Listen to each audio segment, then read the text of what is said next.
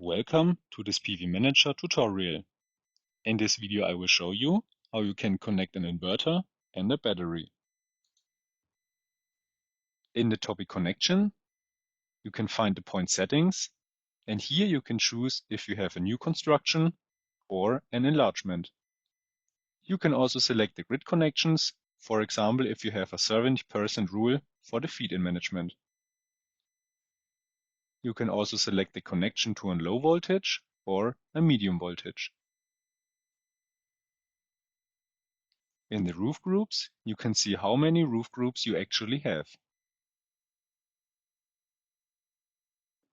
In the inverter configuration, you can find an information site how many modules, in which orientation and in which inclination you have.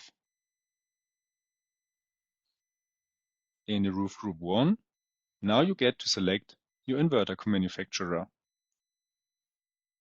You can also choose defined ambient parameters, like the module temperature or the dimension ratio from the inverter.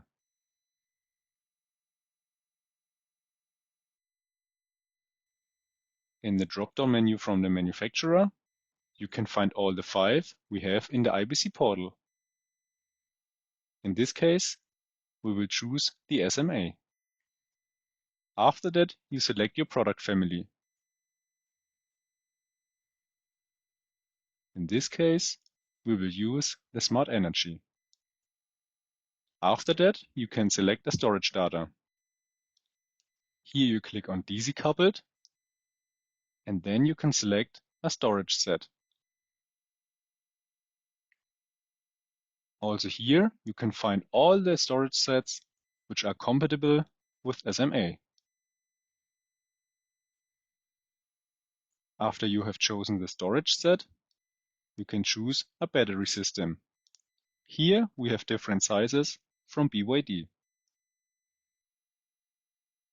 In the manual dimensioning, you can now add an inverter. You just click on your inverter, click on Accept, and it's implemented in the PV Manager.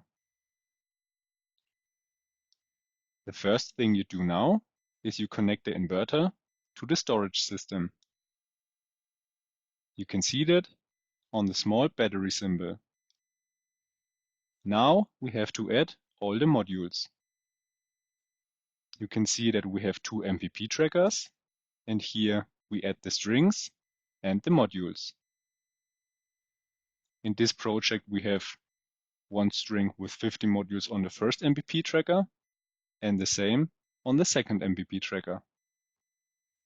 Now you see we have used all the 30 modules, and the dimensioning ratio from the inverter is 102%.